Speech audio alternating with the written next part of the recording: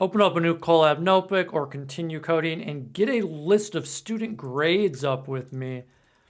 Okay, we just need some different numbers. So let's go with 93, 85, 40, 88, and how about 77?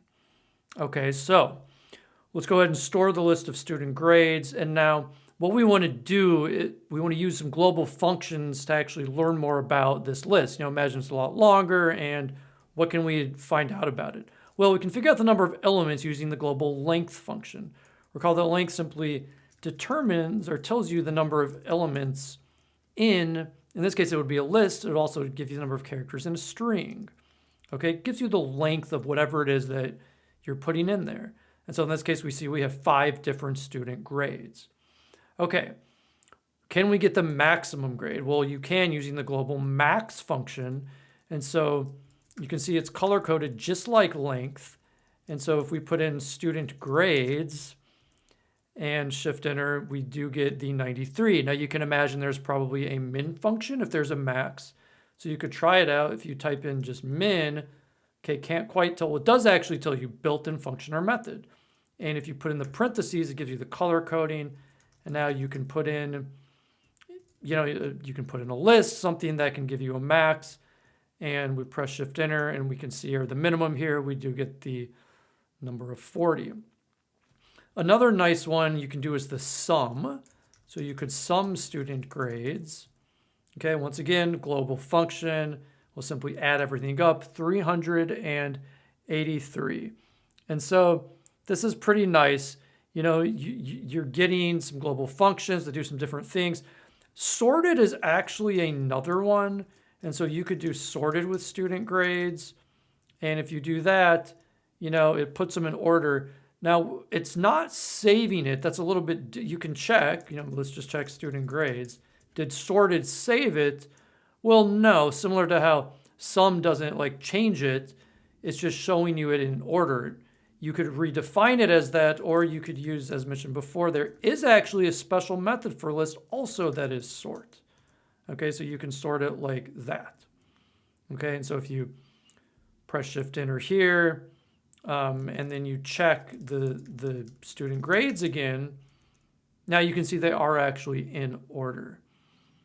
Okay, so those are some very useful functions. You might wonder about some others. If you got a min and a max, is there something like a mean?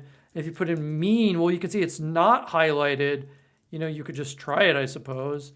It's color coded when they're global functions here in Colab. And so you can see error mean is not defined. You could certainly define your own mean, and we could actually do that as an example. Get mean of list. Well, what you do is you add the total, and that would be sum of student grades. So sum of student grades, that's the total. But then you divide by the total number in there. That's the length. And so you divide by the length of these student grades. And so you could certainly define that as a function. And you can see that the mean in our list here is 76.6, which means the numerical average. And so you can use these global functions also to help you possibly define other functions like a mean here. And then finally, I want to look at split. So give yourself an interesting sentence. It could be anything. Okay, so you could even just call it your text. And the text could be that, every day has new potential. It could be, pick anything you like here. Okay, we just want to get some text up with more than one word. And so what's interesting is that strings, this is a string, actually there's a cool method and it's called dot split. Okay, you can split the string, and what do you think it might do? Let's press shift enter to find out. Look at that. It splits it up by separate words. Now it includes the period in there, right? Because it's just splitting on the space, but it turns it into a list. And so if you have a lot of text and you want to work with it via list, dot split is a great way to do it.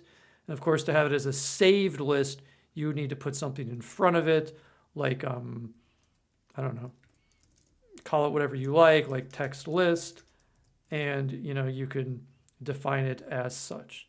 So these are some broader contexts in which you can use lists to kind of do a lot. You can really do a lot with lists.